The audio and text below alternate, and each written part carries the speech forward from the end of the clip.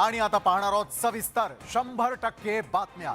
तर राज्य महिला आयोग आणि गृह खात्यामध्ये पुन्हा एकदा संघर्षाची चिन्ह निर्माण झालेली आहेत। रोशनी शिंदे मारहाण प्रकरणी ठाणे पोलिसांनी राज्य महिला आयोगाच्या कार्यालयामध्ये तपास अहवाल सादर केला। मात्र राज्य महिला आयोगाने या अहवालावरती असमाधानी असल्याचं म्हटलंय आणि या प्रकरणी पुन्हा एकदा अहवाल सादर करण्याचे निर्देश महिला आयोगाने ठाणे पोलिसांना दिले आहेत। ठाकरे गटाच्या पदाधिकारी रोशनी शिंदेंना सोमवारी संध्याकाळी शिवसेनेच्या 15 ते 20 महिला कार्यकर्त्यांनी मारहाण केल्याच्या आरोपानंतर चांगलंच राजकारण पेटलं। पोलीस स्टेशन ते राज्य महिला आयोग असा या प्रकरणाचा प्रवास झालेला आहे। राज्य महिला आयोगाने रोशनी शिंदे प्रकरणामध्ये लक्ष घातल्याने हे प्रकरण आता लवकरच शमणार नसल्याचं स्पष्ट झालंय। या प्रकरणी सत्यता समोर आणावी अशी मागणी शिवसेनेने केलेली आहे। तर शिवसेनेच्या खासदार भावना गवळींनी या प्रकरणी थेट केंद्रीय गृहमंत्री अमित शहा यांना निवेदन दिलं। अशी लोक जे काही खोटे बोलतात त्या खोट्या लोकांची तपासणी पहिले करा, चौकशी करा आणि त्यांच्यावरच गुन्हे दाखल करा। महिला आयोगाचं आम्ही स्वागतच करू की त्यांनी या प्रकरणात लक्ष घातलंय आणि आमची पण मागणी आहे की लवकरात लवकर सत्यता लोकांसमोर यावी म्हणून। रोशनी शिंदेंना झालेल्या मारहाण प्रकरणावरून ठाण्यातील राजकारण ढवळून निघालं असून शिवसेना आणि ठाकरेंच्या पक्षामध्ये आरोप प्रत्यारोपांच्या फैरी झडतायत। सखोल तपासानंतर यातील सत्य समोर येईल। राजकारण आणि बॉलिवूड यांचा तसा काही थेट संबंध नाही, मात्र सध्याच्या राजकारणामध्ये काहीही घडू शकतं। भाजप नेते मोहित कंबोज यांनी एक अजब नातं निर्माण केलं आणि त्यातून नव्या वादाचा जन्म झाला। सुषमा अंधारे जाहीर सभेमध्ये विरोधकांचा त्यांच्या खास शैलीमध्ये समाचार घेतात। त्यांच्या भाषणाला शिवसैनिक जोरदार प्रतिसादही देतात। मात्र भाजपसाठी सुषमा अंधारे या राखी सावंतची बहीण आहेत। भाजप नेते मोहित कंबोज यांनी अंधारे आणि राखी सावंत यांच्यात नवं नातं निर्माण केलंय। सुषमा अंधारे आणि राखी सावंत दोघी बहिणी असल्याचं ट्विट कंबोज यांनी केलं। एक बहीण राजकारणात तर दुसरी सिनेमात आहे। रोज कोण सर्वात जास्त सनसनाटी निर्माण करेल याची दोघींमध्ये स्पर्धा लागली असं ट्विट करून कंबोज यांनी अंधारेंवरती निशाणा साधलाय। ठाकरे गटाच्या दसरा मेळाव्यामध्ये सुषमा अंधारे यांनी केलेलं भाषण शिवसैनिकांना प्रचंड भावलेलं होतं आणि त्यानंतर ठाकरे गटातला त्यांचा राजकीय प्रवास सुसाट सुरू झालाय। सुषमा अंधारे राजकीय विरोधकांवरती जोरदार निशाणा साधत असल्यानं आता त्यांच्यावरती पलटवार सुरू झालाय। परिणामी हा राजकीय संघर्ष आता कोणत्या वळणावर जाणार हे पुढील काही दिवसात स्पष्ट होईलच। गेल्या वर्षभरापासून राणा दाम्पत्य आणि ठाकरे कुटुंबामध्ये वाद रंगलेला आहे। तर उद्धव ठाकरेंवरती टीका करण्याची एकही संधी नवनीत राणा आणि रवी राणा सोडत नाहीत। आता पुन्हा एकदा नवनीत राणा यांनी उद्धव ठाकरेंना लक्ष केलेलं आहे।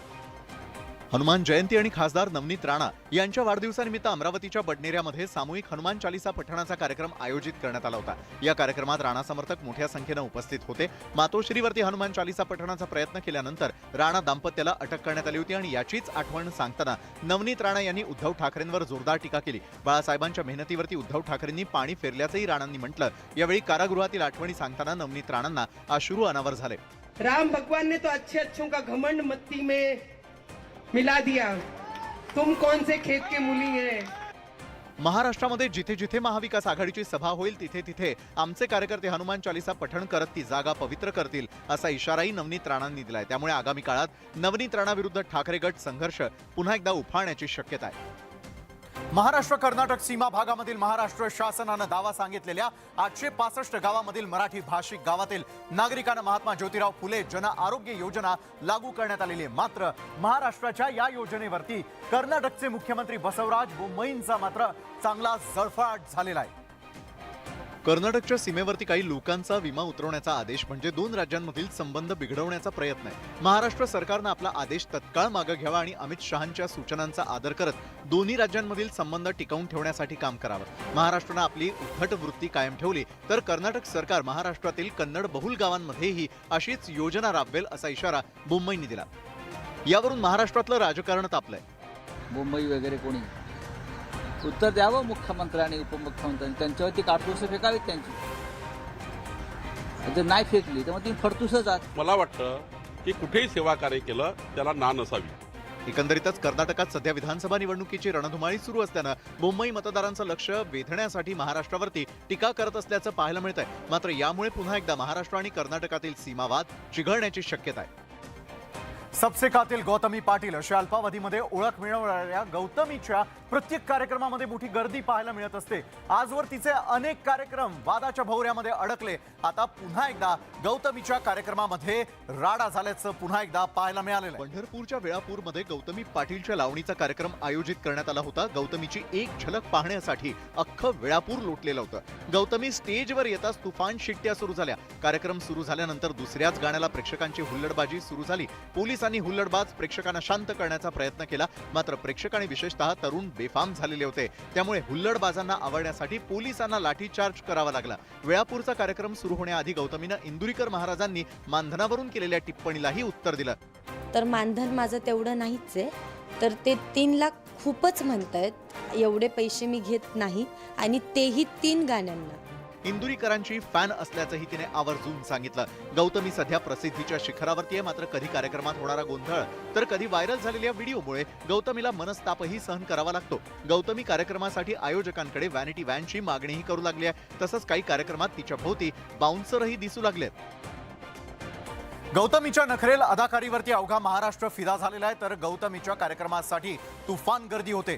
सोशल मीडियावरही तिच्या रील्स आणि व्हिडिओजला देशभरातून उदंड प्रतिसाद मिळू लागलेला आहे. महाराष्ट्राला वेड लावणारी गौतमी आता नवी इनिंग सुरू करण्यासाठी सज्ज झालेली आहे.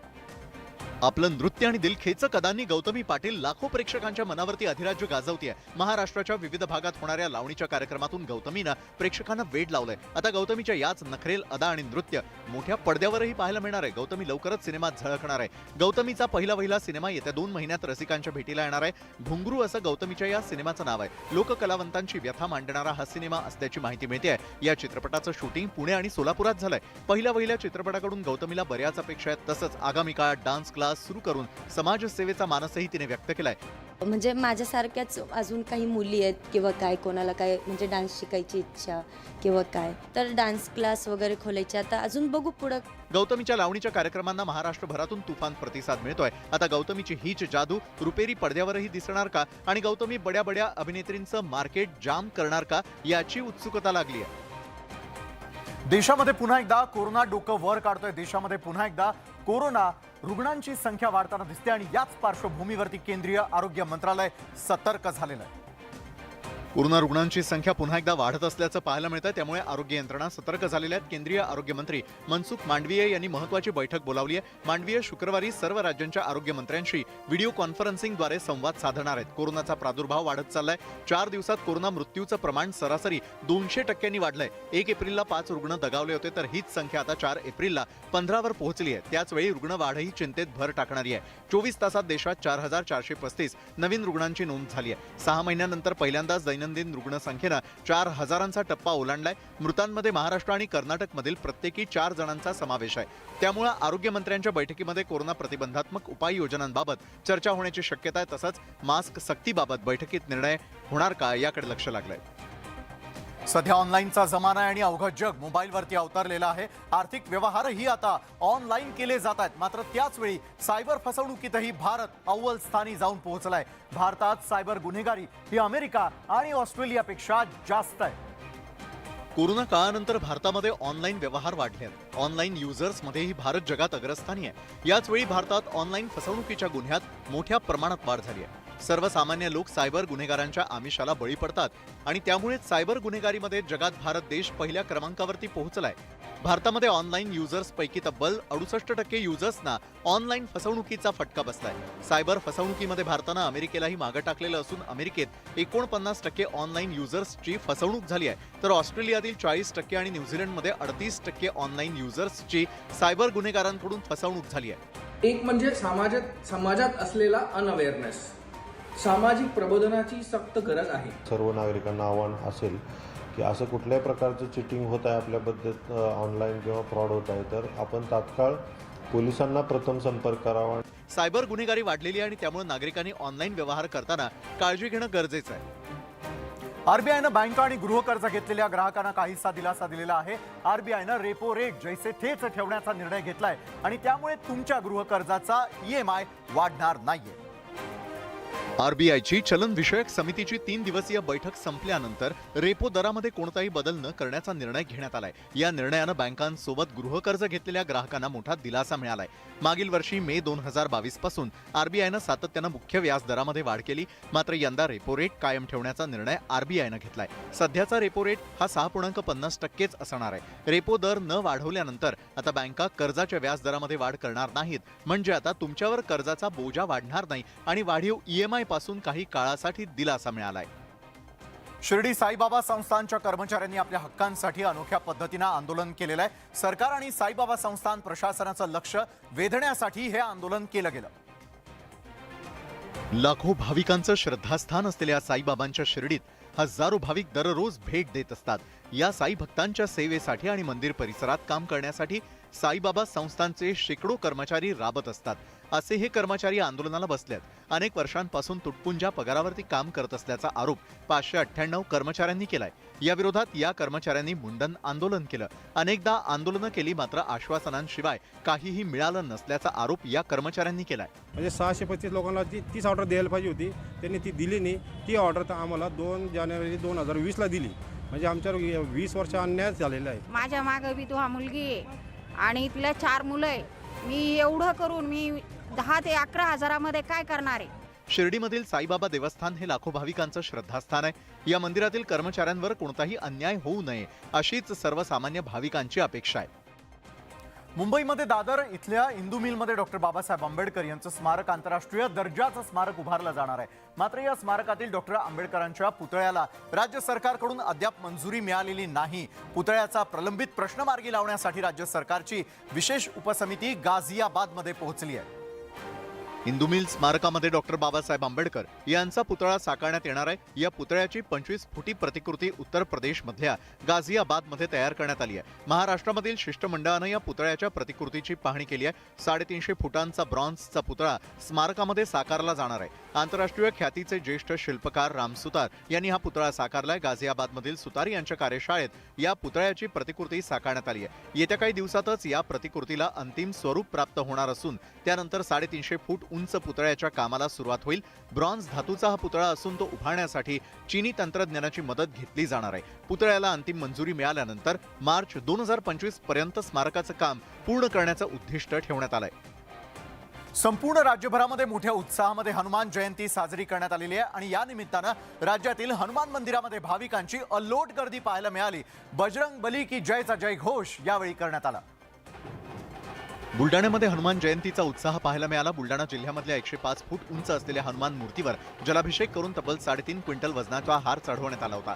हनुमान जयंतीनिमित्त या विशालकाय हनुमान मूर्तीचं दर्शन घेण्यासाठी नागरिकांनी मोठी गर्दी केलेली होती. रिमोटच्या साह्यानं या विशालकाय हनुमान मूर्तीवरती हार चढवण्यात आला. राज्यातील हनुमानाच्या मंदिरातही भाविकांची मांदी आळी पाहायला मिळाली. तर हनुमानाचं जन्मस्थान असलेल्या अंजनेरीमध्ये हनुमान जयंतीचा उत्साह पाहायला मिळाला.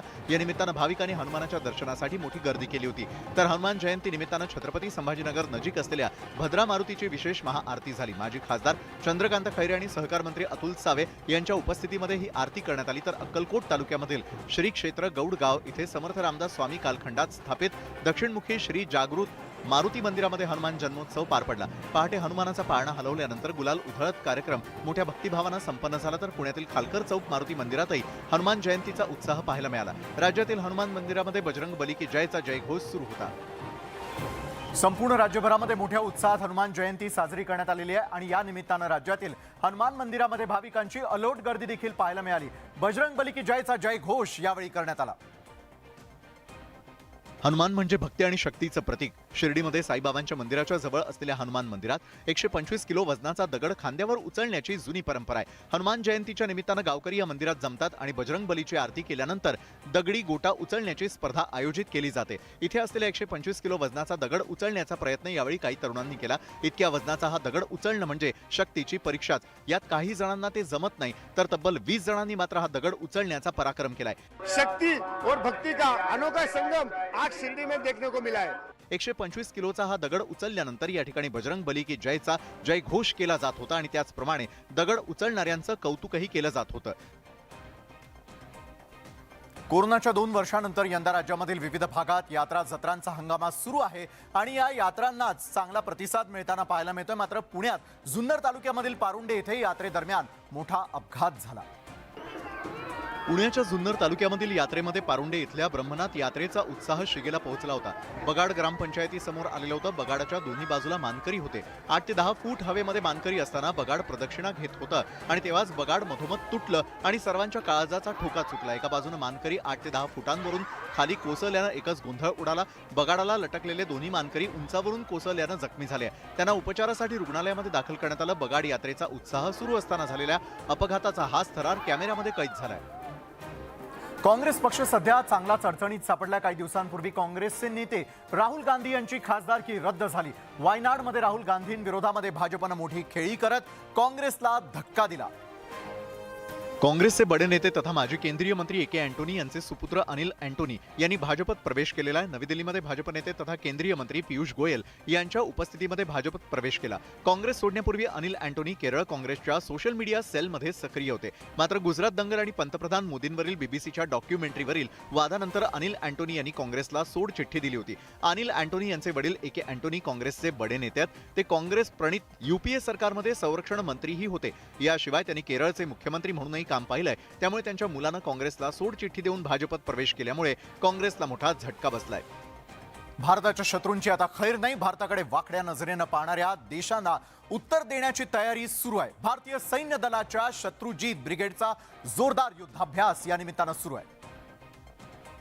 चीन आणि पाकिस्तानकडून सीमेवरती कुरापती सुरू असतात आणि याच कुरापतींना उत्तर देण्यासाठी भारतीय सैन्य दलाची शत्रुजीत ब्रिगेड सज्ज झाली आहे. हवाई मार्गाने शत्रू राष्ट्रावरती स्ट्राईक करण्याचा अभ्यास शत्रुजीत ब्रिगेडकडून सुरू आहे. अंदमान निकोबारच्या बेटावरती यासाठी शत्रुजीत ब्रिगेडच्या जवानांनी विशेषतः कसरती केल्या. भारतीय हवाई दलाचं एअरक्राफ्ट आणि अमेरिकेतील विशेष पॅराशूटचा वापर करून शत्रुजीत ब्रिगेडच्या जवानांनी आकाशातून उड्या घेतल्या. भारतीय सीमांचं रक्षण करण्यात शत्रुजीत ब्रिगेडचे जवान मोठी भूमिका बजावणार आहेत. सीमेवरती शत्रूनं हल्ला केल्यास त्याला तत्काळ उत्तर देण्याची तयारी शत्रुजीत ब्रिगेड करते. त्यामुळे भारताकडे वाकड्या नजरेनं पाहण्याची हिम्मत शत्रू करणार नाही. लंडनमधील प्राणी संग्रहालयामधील प्राण्यांना ईस्टर संडेच्या आधीच अनोखी ट्रीट मिळालेली आहे आणि या अनोख्या ट्रीटचा आनंद या प्राण्यांनी लुटलाय. इथे पर्यटक प्राण्यांच्या करामती पाहण्यामध्ये दंग झाले आहेत. लंडनमधील प्राणी संग्रहालयातील प्राण्यांना ईस्टर संडेच्या आधीच खाऊन भरलेली रंगीत अंडी देण्यात आलेली आहेत. ही रंगीत अंडी या प्राणी संग्रहालयातील विविध झाडांवर आणि परिसरात ठेवण्यात आलेली होती. या रंगीत अंड्यांमधील वेगवेगळ्या व्यंजनांचा या प्राण्यांनी आनंद लुटला. यामध्ये सुमात्रान वाघाच्या बछड्यांनी अंडी दिसताक्षणी त्यांच्यासोबत खेळत त्यातील खाऊ फस्त केला. त्याचप्रमाणे या प्राणी संग्रहालयातील इतर प्राण्यांनीही या अनोख्या मेजवानीचा आनंद लुटला. यावेळी उपस्थित असलेले पर्यटक आणि लहान मुलं प्राण्यांच्या करामती पाहण्यात दंग झाले होते. तर या होत्या संपूर्ण दिवसभरात आतापर्यंत घडलेल्या अतिशय महत्त्वाच्या अशा 100% बातम्या. तर आजच्या 100% बातम्यांमध्ये वेळ झाली इथंच थांबण्याची. मात्र ताज्या घडामोडींसाठी पाहायला विसरू नका न्यूज 18 लोकमत.